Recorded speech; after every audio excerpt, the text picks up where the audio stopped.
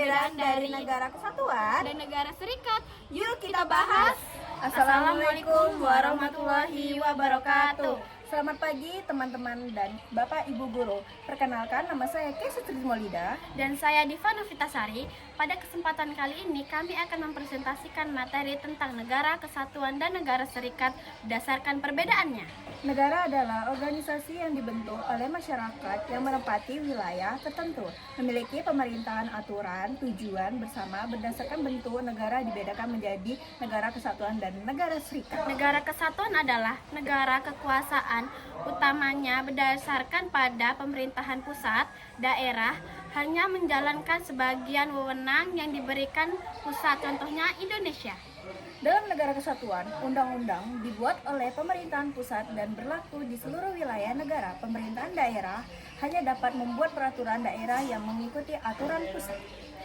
Sedangkan negara serikat adalah negara yang terdiri dari beberapa negara bagian memiliki kekuasaan berdasarkan untuk mengatur wilayahnya sendiri. Contohnya Amerika Serikat. Dalam negara serikat, negara bagian dapat membuat undang-undang sendiri selama tidak bertentangan dengan konstitusi negara.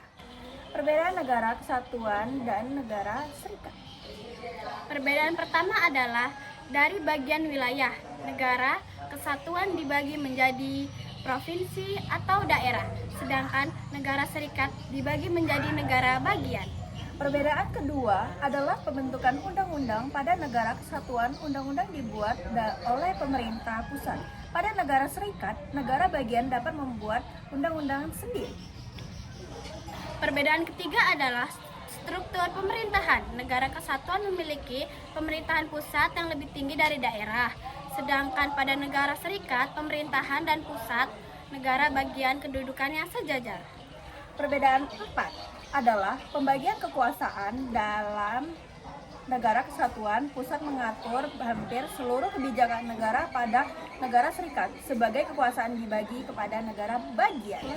Kesimpulannya, jadi negara kesatuan dan negara serikat memiliki perbedaan pada sistem pemerintahan, bagian wilayah, undang-undang, dan pembagian kekuasaan. Negara kesatuan lebih terpusat pada pemerintahan pusat, sedangkan negara serikat memberi wewenang lebih besar kepada negara bagian.